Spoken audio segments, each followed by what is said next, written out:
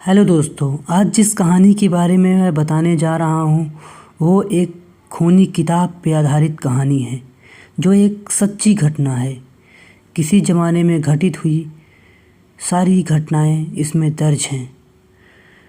पुराने इतिहासकार जो बताते हैं उनमें से एक युवा इतिहासकार जो प्राचीन और रहस्यमय पुस्तकों का संग्रह करने का बहुत शौक़ रखता था। एक दिन उसे एक पुराने पुस्तक विक्रेता से एक फ़ोन आया जिसने उसे एक बहुत पुरानी और दुर्लभ किताब के बारे में बताया।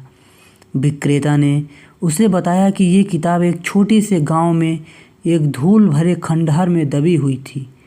राघव के अंदर जिज्ञासा जाग उठी और उसने तुरंत गांव जाने का फैसला किया। जब राघव गांव पहुंचा तो वहां का वातावरण अजीब था। गांव के लोग चुपचाप उसे देखते रहे जैसे वे कुछ छिपा रहे हों। गांव के बाहर एक पुराना खंडहर था जो पहले एक प्राचीन पुस्तकालय हुआ करता था। राघव ने विक्रेता के बताए अनुसार खंडहर में जाकर एक गुप्त कक्ष का पता लगाया। वहां एक पुरानी धूल भरी अलमारी थी जिसके अंदर वही किताब थी, खून से लिखी हुई किताब पर गहरे लाल रंग के निशान थे जैसे वह खून से लिखी हो। जैसे ही राघव ने किताब को छुआ, एक ठंडी हवा का झोंका आया और खंडहर में अजीब आवाज़ें गूंजने लगी। राघव ने जल्दबाजी में किताब उठाई और वहां से निकल गया, लेकिन उसने महसूस किया कि जैसे उसके पीछे कोई छाया चल रही हो। किताब का असर अब धीरे धीरे बढ़ने लगा।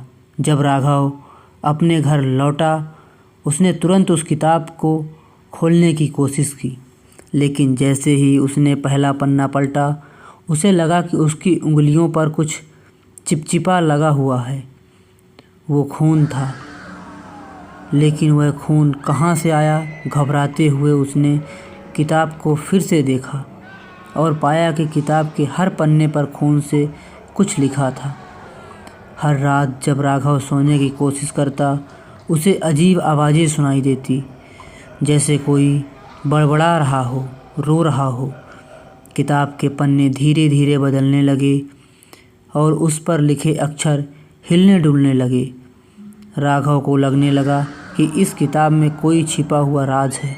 अब किताब की सच्चाई के बारे में जानने की उसकी जिज्ञासा लगातार बढ़ती गई। राघव ने अपने एक पुराने मित्र अर्जुन, जो एक तांत्रिक था, उसकी मदद ली। अर्जुन ने जैसे ही किताब देखी उसके चेहरे का रंग उड़ गया। उसने राघव को बताया कि ये कोई सामान्य किताब नहीं है, बल्कि यह एक प्राचीन तांत्रिक किताब है जिसे एक पिशाच तांत्रिक ने अपनी आत्मा को अमर रखने के लिए लिखा था। किताब पर खून उसी तांत्रिक का था जिसने किताब में अपनी सारी ताकत छिपाई थी। अर्जुन ने बताया कि किताब का हर पन्ना उस तांत्रिक की आत्मा से जुड़ा हुआ है और जो भी इसे पढ़ने की कोशिश करेगा उसकी आत्मा धीरे धीरे उस पिशाच के कब्जे में आ जाएगी। राघव को अब समझ आया कि वह क्यों हर रात अजीब आवाज़ें सुनता था। अर्जुन ने एक अनुष्ठान करने का सुझाव दिया जिससे किताब के प्रभाव से बचा जा सके, लेकिन अनुष्ठान बहुत कठिन था और अगर कुछ भी गलत हुआ तो राघव की आत्मा हमेशा के लिए खो सकती थी। इस डरावने अनुष्ठान के बारे में सोचकर राघव परेशान हो रहा था। राघव और अर्जुन ने अनुष्ठान की तैयारी शुरू कर दी। अनुष्ठान के दौरान कमरे में अजीब घटनाएं होने लगी। किताब हवा में तैरने लगी और खिड़कियां तेज़ी से बजने लगी। एक भयानक चीख कमरे में गूंजने लगी जैसे कोई अपनी जान की भीख मांग रहा हो। राघव ने देखा कि किताब का खून धीरे धीरे उसकी तरफ बढ़ रहा था, जैसे उसे निगलने की कोशिश कर रहा हो। अर्जुन ने राघव को शांत रहने के लिए कहा और मंत्रोच्चारण तेज कर दिया। अचानक किताब में से एक भयानक आकृति निकली, वही पिशाच तांत्रिक। उसने राघव पर हमला करने की कोशिश की, लेकिन अर्जुन ने अंतिम मंत्र पढ़ा और किताब आग की लपटों में घिर गई। तांत्रिक की चीखें जैसे गूंजने लगी और धीरे धीरे वह धुएं में बदलकर गायब हो गई। किताब जल गई और उसके साथ तांत्रिक की आत्मा हमेशा के लिए ख़त्म हो गई। हालांकि अनुष्ठान सफल रहा, लेकिन राघव को अब भी एक सवाल सताता रहा।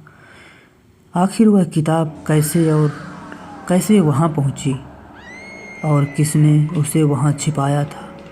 उसने गांव के पुराने बुजुर्गों की बात से पता लगाया कि वह किताब एक प्राचीन राजा की संपत्ति थी, जिसने उस तांत्रिक को पकड़वाया था।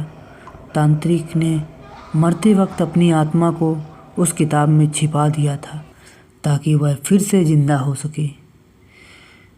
अब वह किताब ख़त्म हो चुकी थी, लेकिन राघव जानता था कि ऐसी रहस्यमय चीज़ें हमेशा किसी न किसी रूप में वापस आती हैं। उसने खुद से वादा किया कि अब वह ऐसे किसी भी और ख़तरनाक किताब की तलाश नहीं करेगा, लेकिन उसके मन में आज भी वो डर बैठा था और रात में अब भी वह चीख उठता था। हमारी कहानी आपको कैसी लगी कमेंट बॉक्स पे ज़रूर बताएं, और हमारे चैनल को कहानी थोड़ी सी भी पसंद आपको आई हो तो शेयर करें, लाइक करें और हमारे चैनल को सब्सक्राइब करें। धन्यवाद। मिलते हैं एक और रहस्यमयी नई कहानी लेकर, तब तक के लिए बाय बाय।